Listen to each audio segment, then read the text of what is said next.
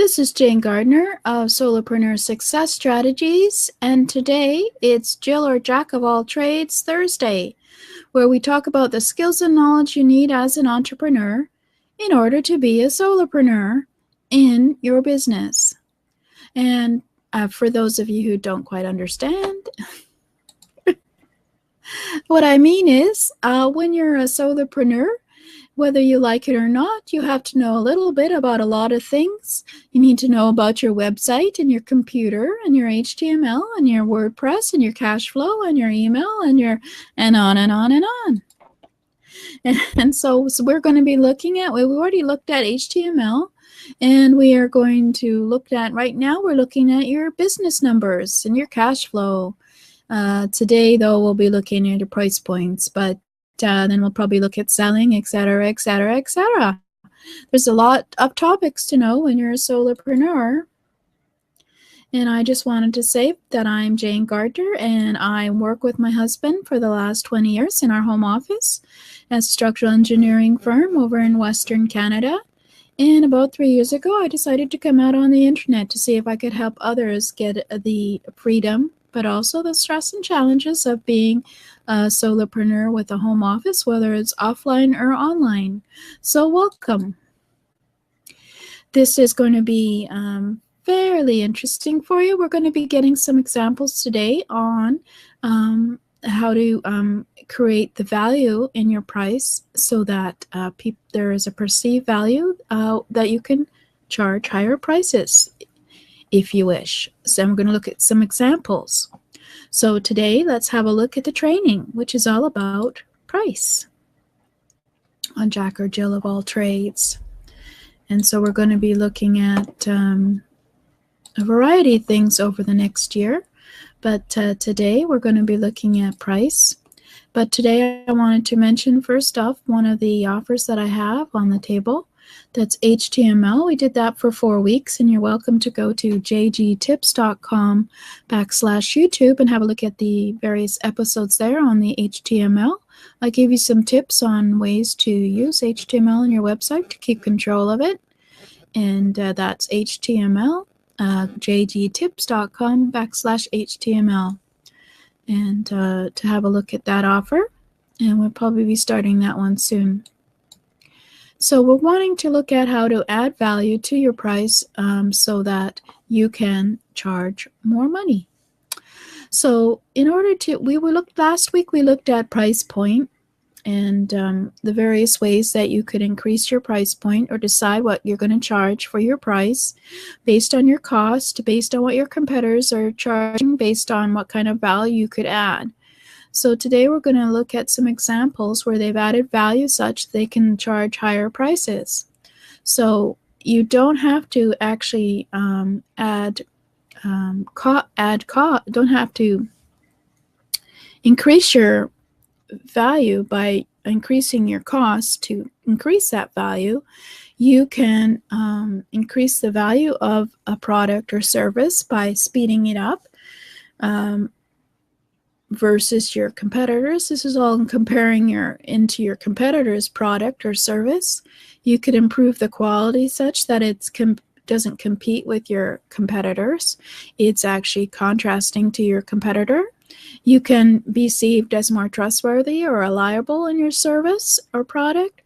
And you can improve your customer service and response when selling your product or service. You could use some new technology that would help the customer to implement your product or service. Or you could just make the process easier for a customer to come and buy your product or service in terms of using new technology, etc. So these are some of the ways that you could add value to your product so that you could raise the price. So for when you're looking at who your customer is, then you want to look at what is your brand, and that is because so that they feel that your brand expresses the value that they can increase the price. So the way you position your business and your brand directly affects what you are going to be charging. So, for example, let's look at the BMW. Excuse me. Let's look at the BMW. So these are ways that they have increased the value, perceived value of the BMW is by the advertising.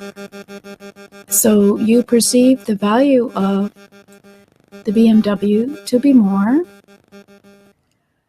because you have been trained by the advertising to perceive it as such. Excuse me. So you should also create yours with a specific meaning and value to your market in mind when you're looking at your product or service. What can you show your customer that your value of your product or service is more than the value of product of your competitor? Or you can just promise something special which your competitor can't promise. For example, FedEx promises that it will positively be there overnight when you send your packages with them, which is something that is can be a tough promise, I'm sure, with some people, but this is what they want you to know. They want you to show that reliability is a unique value that they offer to their customers. Or, for example, the 7-Up wants to be known as the Uncola because, of course, there's also many colas. They want to show you that they are an alternative to a cola.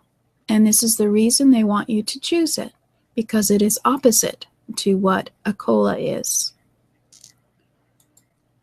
Or, for example, Miller Lite has a tagline of great taste, less filling.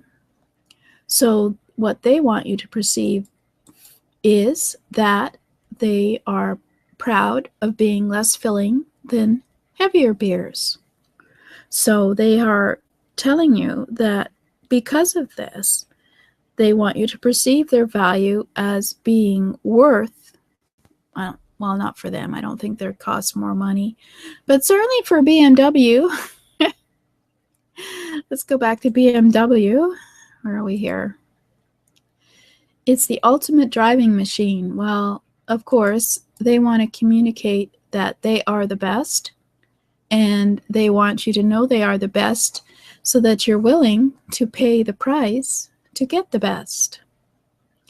So let's go back to our diagram again. So you position your brand so that directly affects your customer's mind. In order to determine this, you need to create a positioning statement. When a customer buys your product, what value are they actually buying from you? Although they're buying the product, the value they're actually getting may be saved time, saved money, saved headache, peace of mind. So there's a process to the perception of the value of your product or service. So for your product, they are looking at who is your customer and what is your brand, so that because of your brand perceived value, then they will, of course, buy from you from the perceived value, which is best expressed by your messaging. So, woof. That's a hard way to say. Basically, you need to know your messaging, which we do on Get Your Message Out Tuesday. But your customer is always looking at your value for your price, and you have to think about how you're going to have messaging that will make the value of your price seem something that is worth paying that price if you decide that you're going to be pricing it with a different value. Whew. So that's a value pricing position. So good positioning of your value price is single-minded. You have to, obviously, each product or service has to have its own message as to its value. It has to be meaningful to the customer so that they understand what you're trying to say. The value messaging that you're doing for the price, it has to be focused on the end result for the customer and how it will benefit them. It has to be unique in order for them to pay attention. It can't be the same as someone else's, just like the Uncola is not a cola. It has to be sustainable. It has to be an easy message that they will understand. It has to be believable, and it has to be true. So it has to be a message that is true about your product or service in order for you to get a perceived value for your price of your product that people are willing to buy from you. So there you go. There's an idea for you for your pricing, whether you should consider using value pricing in terms of your messaging, and knowing that your messaging is very important for when you're doing your pricing, and also what your customer perceived as the perceived value of your price.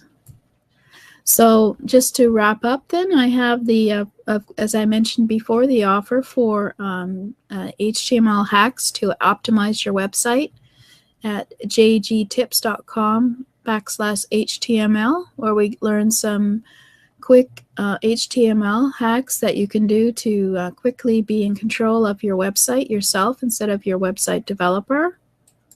I have also created another offer called Create an Ideal Customer Experience, where we look at what is a customer experience or journey through your company, whether it's your first connection till when you keep the customer, and then how you can map it, and what are the key elements of an ideal customer experience, and how you can map it out so that you can then, of course, create it within your policies and experiences of your business, and then identify and prevent potential breakdown points within your experience. So, for example, making sure your customer service is good and responsive. And then from the end of that, we would create a new customer experience map.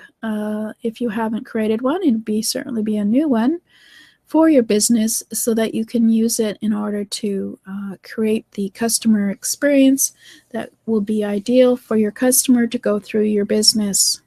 So you would go to jgtips.com/experience, and there'll be an offer there on doing that, probably in August, as we're coming up to the end of July. As well, I did find another one. How about profitable pricing? How about defining your customer? See, we always need to define our customers. So you've already done that with the ideal customer profile, profile offer. You can certainly get a head start. Know your competitors, positioning your product or service, and then how to create a pricing strategy and monitor it and lower and raise prices as you go along, and reassess and test your pricing because it's always a ongoing process, your pricing. So for that one, you would go to jgtips.com/pricing to have a look at that offer. And that will probably also be in August, since we're near the end of July. It's an early bird offer, as they all are, for those who would like to help come in and create at the same time as we're making the offer, and includes trainings and worksheets and 4 weeks of feedback on questions you might have from me, as well as interaction in webinars, etc. But you can go over to jgtips.com/pricing or what was the other one? Experience, or /HTML to have a look at the offers. Okay, so far on Jack or Jill of All Trades, we've looked at the HTML for your website. We've had a brief look at your business numbers, what the concepts of your business numbers are, like revenue and expenses. We've had a look at price positioning and how to maybe change the price, or if you don't know how to charge as a price, some of the things you can do for find out what your price is. And next week we'll be looking at financial statements and how to read them. So we'll be defining some of the terms like accounts receivable and accounts payable, and just have a brief look at a demo financial statement, because these are some of the things that you need to know and be able to read when your accountant or bookkeeper hands them to you, so you know how your business is doing. So if you'd like to subscribe, please go to http://jgtips.com/programs, and I'll have a opt-in there for Solopreneur Strategies, Success Strategies TV, in order to get notifications on what the upcoming shows are. Thank you.